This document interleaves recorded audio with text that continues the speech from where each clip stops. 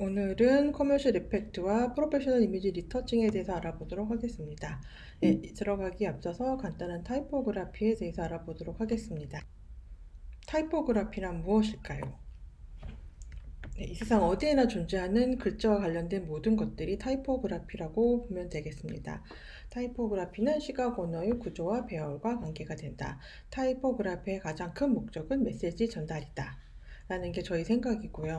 아마 선생님들마다 다른 생각을 가지고 계실 텐데요. 제가 생각하는 타이포그래피의 가장 궁극적인 목적은 메시지 전달을 목적으로 한다는 것입니다. 네, 타이포그래피란 타입이라고도 하고 글꼴이라고도 하고 그거와 관련된 모든 디자인을 일컫는 말입니다. 타이포그래피는 보이지 않는 말을 보이게 한다. 이미지만 가지고 설명이 어려운 것들을 타이포를 이용을 해서 더 설명을 더 정확하고 명료하게 할 수가 있겠죠. 네, 타이포그래피의 명백한 창문은 쓰여진 정보를 정확히 전달하는 것이다. 라는 중요한 문구도 있습니다. 네, 타이포그래피는 어디에나 존재하죠. 여러분이 보고 있는 이 많은 로고들 중에 대부분 알 텐데요. 이 많은 로고들도 타이포그래피의 일종입니다. 글자로 만들어진 세상에 존재하는 모든 것들, 영수증, 상표, 포스터, 전단지, 웹, CI, 기타 등등 여러분이 하면 이 세상에서 보는 모든 글자와 관련된 것들은 타이포그래피라고 볼 수가 있겠습니다. 네, 그러면 이 타이포그래피만으로도 우리가 지금 시각적인 이미지를 표현하는 어떤 집중적인 테크닉에 대해서 공부를 하고 있는데요. 사실 타이포그래피만 잘 이용을 해도 여러분들이 원하는 메시지를 완벽하게 전달할 수가 있습니다. 여기 있는 이미지들을 보면 확실히 알 수 있는데 이게 무엇일까요? 네, 이게 우유인데요. 우유의 지방 함유량을 표시한 거예요. 아무래도 가는 글꼴은 지방 함유량이 적고 두꺼운 글꼴은 지방 함유량이 높다. 이 글꼴의 두께만으로도 충분히 이 상품에 관련된 메시지들을 명료하게 전달할 수 있게 되는 것이죠.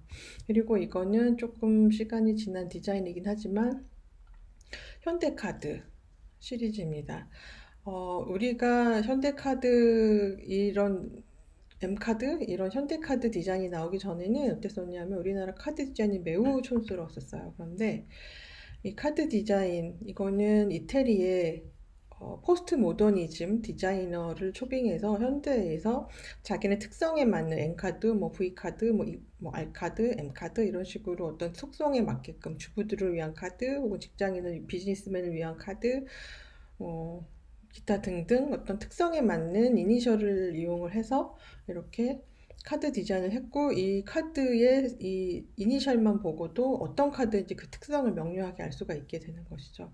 그래서 이 현대에서 디자인한 이 M카드 이후에 우리나라 카드 디자인 문화가 좀 바뀌어서 지금은 굉장히 다양한 종류의 카드 디자인이 나타나고 있다고 보겠습니다. 지금은 이런 신문 디자인이 좀 의미가 없어 보일 수도 있긴 해요. 왜냐하면 온라인으로 모든 뉴스를 보고 있기 때문에 그렇지만 신문 디자인을 간과할 수 없는 것이 신문 디자인이야말로 타이포그래피의 집합체라고 볼 수가 있어요. 데스크라고 불리우는 곳에서 어떻게 정보를 배열을 하고 그 정보를 독자들이 읽게끔 유도를 해서 자신들이 원하는 방향으로 독자들을 이끌어주는 게 바로 신문 디자인의 가장 중요한 부분인데요. 이 가디언이라는 신문인데 가디언이라는 타이틀에 시선이 머무르고 메인 타이틀과 서브 타이틀과 메인 텍스트와 이미지 그리고 서브 타이틀과 이미지, 서브 텍스트까지 시각적 흐름을 굉장히 명료하게 만들어 놓았습니다. 네, 신문 디자인은 디자인이 안 된 거라고 생각할 수 있지만 굉장히 오거나이즈드하게 디자인된 타이포그래피 집합체라고 여러분이 생각하시면 되겠습니다. 네, 그러면 영문 타이포그래피의 기본을 좀 알아보도록 할 텐데요. 여기에 XI, 베이스라인 이런 되게 많은 샌더 굉장히 많은 용어들이 있는데 이 용어들을 굳이 다 외울 필요는 없겠고 여러분들은 XI과 베이스라인만 기억하면 좋을 것 같아요. 영문 소문자에서 베이스라인이라는 것은 이렇게 삐쭉 튀어나온 이런 것들이죠. 이렇게 삐쭉 튀어나온 것을 디센더라고 하는데 디센더를 제외한 글자의 바디 부분이라고 할까요? 그 바디 부분부터 바디 부분 시작점부터 XI 그러니까 베이스라인과 XI는 글자 소문자 글꼴의 바디 영역을 얘기하는 거라고 보면 되겠어요. 바디 영역 밑부분을 디센더라고 하고 바디 영역 윗부분을 어센더라고 해요. 그래서 여러분들이 이걸 왜 엑스핫을 왜 기억하면 좋냐 하면 아마 아무 의심 없이 여러분들이 타입 툴이나 이런 것들을 이용을 해서 뭐 12폰트, 12폰트다? 그러면 12폰트 타이핑을 했을 거예요. 이렇게 타이포그라피라고. 그러면 사람들은 전부 다 믿죠. 12폰트는 전부 다 글꼴의 사이즈가 동일할 것이다. 그래서 어떤 디자인적인 요소가 필요하지 않다라고 생각할 수 있어요. 그런데 그렇지 않죠. 지금 보는 바와 같이 이거 지금 같은 12포인트라고 본다면 이 O자랑 P자, O자랑 G자를 보면 사이즈가 같아 보이진 않죠.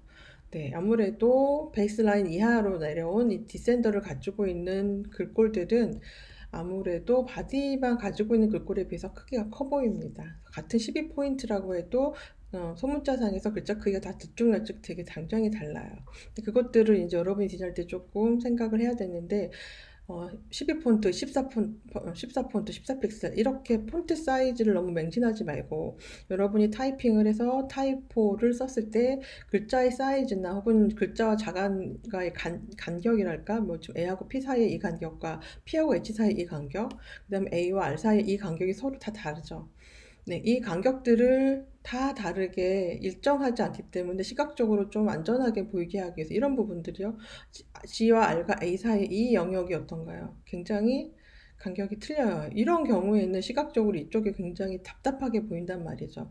이런 경우에는 그냥 12포인트라고 그냥 여러분들이 타이핑을 쳐버리고 끝날 게 아니라 네, 글자와 글자 사이의 간격을 유지해서 A만큼의 간격을 유지를 해야지 글자와 글자 사이의 간격이 어색하지 않고 답답해 보이지 않을 거예요. 그렇게 글자와 글자 사이의 간격 그리고 줄 간격 조정하는 것도 타이포그라피이죠. 예, 글자를 아름답게 꾸미고 디자인하는 것만이 타이포그라피가 아니라 가독성을 높이는 어떤 일정한 방법들도 다 타이포그라피에 해당되는 거라는 걸 알고 있어야 되겠죠. 그래서 XI이 여러분이 알고 있는 폰트 사이즈의 기준이 되는 거예요. 12포인트 그러면 베이스라인부터 X하이까지가 12포인트란 얘기예요.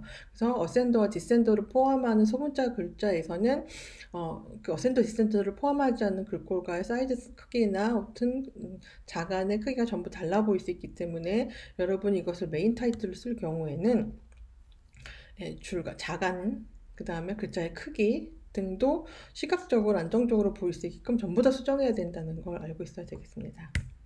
네, 그리고 우리가 기본적으로 많이 알고 있는 건데 쉐리프와 산쉐리프, 뭐 한글로 따지면 궁서체와 고딕체쯤 될까요? 쉐리프는 굉장히 자연적이고 가독성이 뛰어나고 자연스러워요. 여성스럽고 산쉐리프는 인공적이고 주목성이 뛰어나고 간결해요. 좀 남성적이지만 간결하고 굉장히 컨템포러리한 그런 형태를 갖고 있죠. 그래서 여러분들이 만약에 여성지의 우아함을 표현해야 된다. 그러면 뭐 물론 컨셉에 따라 다르겠지만 우아한 느낌은 아무래도 쉐리프. 그다음에 좀 남성적이고 컨템포러리하고 현대적이고 뭐 이런 형태를 보여줘야 된다. 그럴 때 산쉐리프를 쓰는 게 맞는 거고요. 일단 타이포그래피에서 어떻게 정답이 있다고는 말할 수가 없고요. 여러분들이 갖고 있는 이미지의 주제에 맞는 그 주제와 어울리는 글꼴을 사용해서 직관적으로 사용하면 그게 정말 잘된 타이포그래피가 아닌가라고 저는 생각을 합니다. 네, 그래서 타이포그래피의 그 기본 용어는 타이프페이스 폰트라고 하는데 같은 말이죠. 글자가 찍혔을 때의 상태를 바로 타이프페이스 혹은 폰트라고 해요. 예, 이거는 뭐 금속 활자에서 찍혀지는 그 부분을 얘기를 하는 거고요. 그 옛날에 수백 년 전에 그 명칭이 지금까지 계속 지속되고 있어요. 여러분들이 이 글꼴들을 많이 봤을 거라고 생각이 들어요. 네, 일단은 기본적으로 헬베티카를 가지고 얘기를 할게요. 헬베티카는 한 60년 정도 된 글꼴인데 전 세계 어디에서나 누구나 많이 쓰이고 있어. 디자이너건 일반인이건 많은 애들이 사용하고 있죠. 헬베티카 뿐만이 아니라 많은 영문 글꼴, 요즘엔 한글 글꼴도 포함해서 웨이트를 갖고 있어요. 웨이트는 뭐다? 글자의 두께감으로 인하여 무게감을 느끼게 해주는 걸 바로 폰트의 웨이트라고 해요. 헬베티카 누이의 25 울트라라이트이 가장 가는 글꼴이고 블랙이 가장 두꺼운 글꼴이네요. 뭐 헤비 볼드, 미디엄, 뭐 로만, 뭐 라이트닝이 있어요. 네, 이런 상태에서 여러분들에게 타이포그래피를 사용할 때 여러분들이 과제한 거를 대략 봤는데 어떤 학생은 폰트를 다양하게 여러 가지 아마 다양성을 보여주고 싶어서 여러 가지 폰트를 사용했던 것 같아요. 근데 한 화면 안에서 다양한 폰트, 두 가지 이상의 폰트, 세 가지 이 정도의 폰트를 사용하게 되면 굉장히 이미지가 산만하게 보일 수 있어요. 집중력이 떨어지는 거죠. 그런데 그런 다양함을 추구하고 싶은데 여러 가지 폰트를 사용하기 부담스럽다 할 때 바로 이 폰트 웨이트를 사용하는 거예요. 폰트 웨이트라 하면 이런 두께감을 말하는 건데 만약에 이 헬베티카라는 글꼴의 웨이트를 갖고 디자인을 한다 그러면 저에게 시킨다면 저는 이렇게 할 거예요. 헬베티카 누이에라는 글꼴을 한꺼번에 붙여주고 헬베티카는 볼드체를 쓴다면 누이에는 울트라라이트 쓸 거예요. 극단적으로 두께감에 차이를 주는 거죠. 극단적으로 두께감에 차이를 주면 어떻다? 볼륨감이 생기고 레벨이라는 게 생겨요. 두꺼운 글꼴은 앞으로 튀어나와 보이고 가는 글꼴은 뒤로 들어가 보이죠. 그래서 2D 상태이지만 평면 상태이지만 글꼴로 인해서 2D 상태가 훨씬 더 입체적이고 원근감도 표현이 되며 레벨을 갖고 있기 때문에 다양하고 재미있는 디자인이 되는 거예요. 그래서 여러분들에게 추천하고 싶은 글꼴의 상태는 여러 가지 글꼴을 한꺼번에 사용하는 경우도 물론 있어요. 그렇지만 그렇게 여러 가지 글꼴을 사용하게 되면 굉장히 화면이 산만해지기 때문에 산만함을 없애고 다양성을 주기 위해서 글자의 웨이트를 사용해라. 두꺼운 글자와 가는 글자를 같이 배열해 주는 거예요. 그래서 그런 방법들을 한번 사용해 보도록 하시고, 그리고 글자에는 여러 가지 스타일 있죠. 컨덴스드, 뭐 익스텐디드, 뭐 노멀, 이탈리, 로만이 있어요. 보는 글자 그대로인 거죠. 컨덴스드는 지금처럼 압축되어 있는 느낌, 익스텐디드는 확장된 느낌. 다양한 종류의 스타일들이 있는데 조금 전에 얘기했던 스타일과 웨이 등등을 모두 합친 것을 폰트 패밀리 혹은 타입 패밀리라고 불러요. 지금 여기처럼 가는 글꼴이 있고 약간 오블릭이라고 해서 이탈릭체가 있고 미디엄, 뭐 헤비, 볼드, 엑스트라 볼드, 익스텐디드, 뭐 기타 등등 컨덴스드 되게 많은 폰트 패밀리가 존재하죠. 이 폰트는 몇 가지? 한 가지예요, 한 가지. 네, 한 가지이지만 다양한 패밀리군을 가지고 있는 거죠. 그래서 여러분들이 디자인할 때 좀 아까 얘기한 것처럼 여러 개의 글꼴을 사용하면 되게 산만해지기 때문에 산만함은 막지만 변화를 줄 수 있는 좋은 방법은 타입 패밀리 혹은 폰트 패밀리를 응용하는 거죠. 여기를 보면 알 수 있어요. 여기 이쪽에 디자인된 이 부분이 몇 가지 폰트를 사용한 것 같나요? 네, 한 가지입니다. 한 가지니까 제가 물어봤겠죠? 왜 한 가지냐? 여기서 지금 however 이거는 뭐예요? 예, 볼드 혹은 익스텐드, 엑스트라 볼드 혹은 블랙이에요. 가장 두꺼운 글꼴이죠. 얘는 오블릭이라고 하는 이탈릭체. 얘는요, 라이트 정도가 되겠네요. 라이트. 예. 그다음에 뭐 노멀도 있고 지금 다 같은 글꼴이지만 대문자로 사용한 거, 소문자로 사용한 거, 어떤 건 라이트이고 어떤 것은 오블리크이고 어떤 건 미디엄이고 어떤 건 헤비이고 그래서 같은 글꼴임에도 굉장히 다른 느낌이 나고 튀어나와 보이고 들어가 보이고 튀어나와 보이고 들어가 보이고 2D 상태이지만 글자의 두께감이나 사이즈로 인해서 대비를 가지고 있기 때문에 화면 안에서 굉장히 입체적으로 혹은 공간감도 느낄 수 있게끔 되는 거예요. 이렇게 들어갔다가 튀어나왔다 들어갔다 튀어나왔다 들어갔다 보이는 이런 것들을 레벨이라고 저는 설명을 할게요. 레벨을 갖게 되면 타이포그래피가 훨씬 더 재미있어지고 변화 있어지고 화면도 훨씬 더 집중도를 많이 갖게끔 만들 수 있어요. 지금 여러 번 반복하고 있는데 여러분들이 타이포그래피를 활용할 때 타입 패밀리를 사용해라. 글자의 크기에 대비, 그다음 글자 두께에 대비 등등을 이용해서 화면을 변화 있고 재미있게 만들어라. 라는 게 이번 간단한 타이포그래피 핵심입니다. 네, 그리고 간단하게 몇 가지 글꼴만 설명을 할게요. 굉장히 많은 글꼴들이 존재를 하고 셀 수 없을 만큼 많죠. 유료 글꼴도 있고 무료 글꼴도 있고 지금 제가 얘기하는 건 굉장히 오래된 300년 이상 된 글꼴들인데 이 300년 이상 된 글꼴들이 현재도 사용이 되고 있어요. 현재 사용된다는 건 무엇이다? 이 글꼴은 300년 이상이 되었지만 검증이 끝났다. 이 글꼴 여기서 설명하는 모든 글꼴들은 검증이 끝났고 충분히 아름답고 충분히 가독성이 뛰어나고 충분히 활용도가 높다는 게 증명이 된 거예요. 수백 년 동안. 네, 그러니까 여러분들은 너무 요즘에 만들어진 글꼴만 사용하려고 하지 말고 물론 컨셉에 따라서 요즘에 만들어진 글꼴을 사용도 해야 되지만 기본 글꼴, 옛날에 만들어져 있었던 기본 글꼴도 결코 간과하지 말아라 라는 얘기를 하고 싶은 거예요. 그래서 가라몬드라는 글꼴이에요. 여러분들이 영어 소설을 보게 되면 99.9% 가라몬드가 바로 서체 안쪽에, 책 안쪽에 있는 예, 본문 글꼴이에요. 그만큼 가독성이 뛰어나다는 것이죠. 이 과라몬드의 특징은 우아하고 품격 있고 쉐리프 서체의 원형이에요. 펜글시의 원형인 거죠. 16세기 프랑스에서 만들어졌대요. 16세기면 1500년대이죠. 1500년대이면 지금으로부터 500년 전에 만들어진 글꼴인데 현재에도 여러분 영문 소설이나 이런 책들의 글꼴로 활용이 되고 사용이 되고 있어요. 그래서 완벽하게 검증이 끝난 아름다운 글씨체이다. 그러니까 충분히 사용할 만하다는 것이죠. 예, 옛날에 애플 로고에 이 Think Different라는 이 캐치프레이즈가 바로 가라몬드의 폰트 패밀리 군 중에 하나예요. 예, 완벽하게 아름답게 정리된 글꼴은 딱히 글자를 디자인할 필요 없이 그 글꼴 그대로 사용을 해도 충분히 메시지 전달이나 비주얼적인 예, 아름다움을 제대로 표현할 수 있다라는 얘기죠. 그래서 가라몬드라는 글꼴을 이용해서 이탈릭체, 노멀체, 그 다음에 기본 서체에서 예, 뭐 가라몬드, 클로드 가라몬드라는 사람이 있는데 이 사람 이름인데 클로드 가라몬드 시선과 어떤 입체적으로 흘러가는 이런 시각적인 느낌이 폰트 하나만으로 충분히 다양성 있게 변화 있게 표현됐죠. 이런 것들을 한번 생각해 보아라. 그리고 바스커빌이라는 글꼴이 있어요. 바스커빌도 18세기에 만들어졌어요. 18세기면 1700년대, 300년 된 글자죠. 빅토리안 엘버트 뮤지엄 로고야. V&A라고 영국에 있는 굉장히 유명한 디자인 박물관인데 이 V&A에서 이 A 부분을 제외한 나머지는 그대로 사용을 한 거예요. 그러니까 그만큼 바스커빌이라는 글꼴의 아름다움을 로고로 디자인할 만큼 충분히 검증이 됐다는 거죠. 그리고 바스커빌에서 Q자, 여기 있는 이 Q자가 굉장히 우아한 형태를 만들고 있는데 이 Q자, 바스커빌에서는 가장 아름다운 게 Q자예요. 여러분들이 타이포그라피 할 때 그냥 텍스트로 치고 말 수도 있는데 마음에 드는 글꼴을 발견했다면 A부터 Z까지 다 타이핑을 한 다음에 가장 아름다운 글꼴은 어떤 건지 한번 찾아내보는 것도 재미있는 경험이 될 거예요.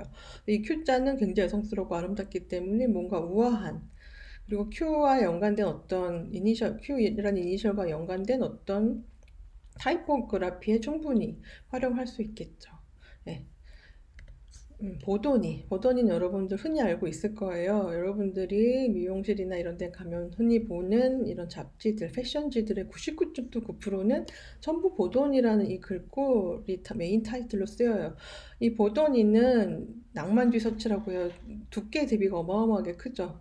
이렇게 두껍고 이렇게 가늘고 이렇게 두께감의 대비가 크기 때문에 시각적인 집중도가 매우 커요. 그리고 굉장히 우아한 느낌을 주기 때문에 이런 코스메틱이라든지 패션지의 타이틀 로고로 굉장히 많이 사용이 되죠. 네, 그런데 이 글꼴은 극단적인 글꼴 크기에 대비가 있기 때문에 본문 내용으로는 적당치 않죠. 이렇게 타이틀, 시선을 끄는 타이틀. 왜? 두께의 컨트라스트가 강하기 때문에 그런 타이틀에는 유용하지만 본문 서체로는 쓸 수 없어요. 왜냐하면 이런 식의 컨트라스트가 심한 글꼴을 계속 읽다 보면 눈이 매우 아플 거거든. 그래서 여러분들은 이런 보도니 같은 글꼴은 우아하게 표현돼야 할 이런 패션지나 코스메틱 혹은 여성과 관련된 뭐 이런 부분에 사용을 하면 벌써 한 300년 된 글꼴임에도 불구하고 충분히 잘 표현할 수가 있게 돼요.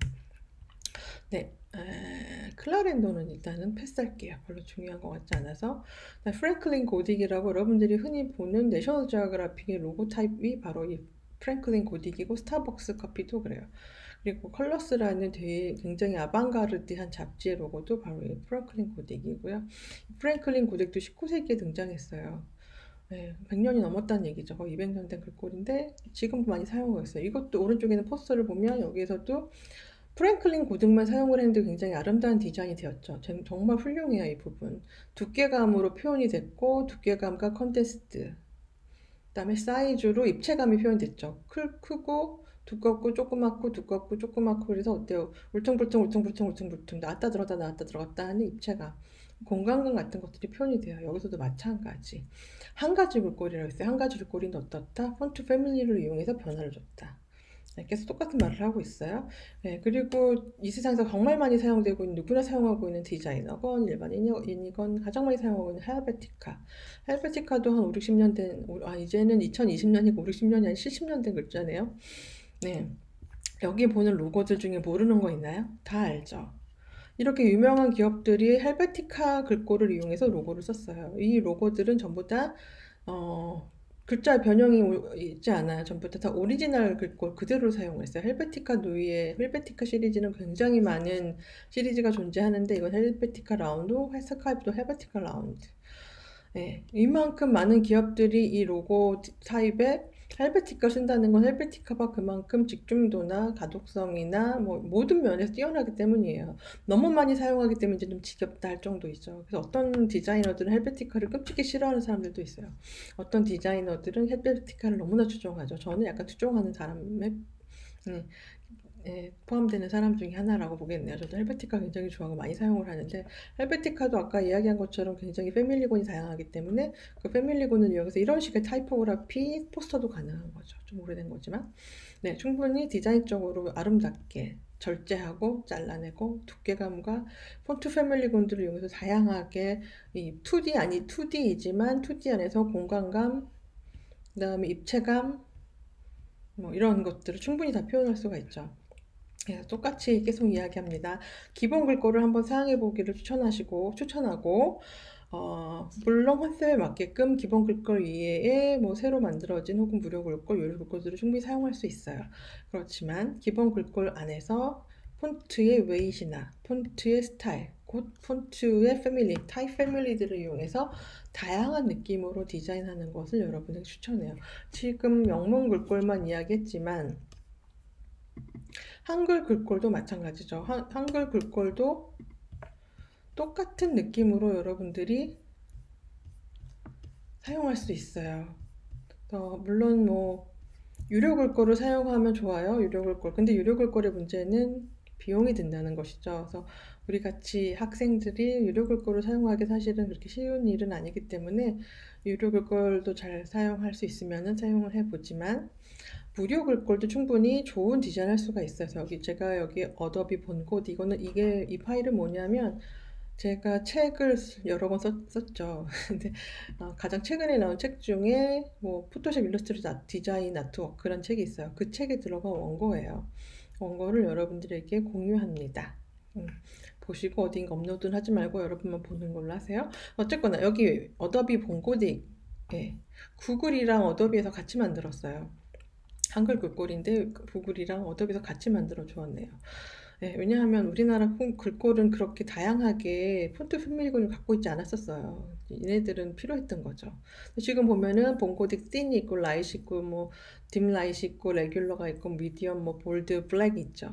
영문 글꼴 헬베티카랑 매우 유사해요. 지금 이렇게 제가 대략 디자인을 해놨는데 이 글꼴의 두께감을 이용을 해서 여러분들은 좀 다양한 한글 디자인을 또 할 수가 있는 거죠. 본코딕은 여기 링크 있으니까 혹시 갖고 있지 않으면 다운로드해서 받아주시면 되겠어요.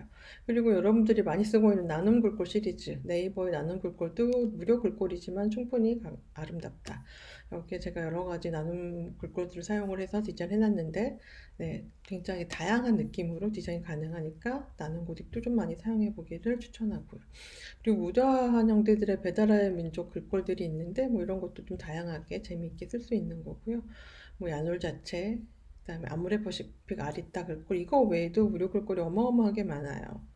네, 그래서 여러분들이 대표적인 것들을 제가 대략 뽑아놨고 어도비 본코딕을 저는 주로 사용을 하는데 여러분들은 여러분들 작품의 컨셉에 어울리는 좋은 한글 글꼴, 좋은 영문 글꼴을 사용을 해서 디자인하기를 바라봅니다. 이렇게 타이포그래피에 관련된 것들을 정리를 해보도록 하겠습니다.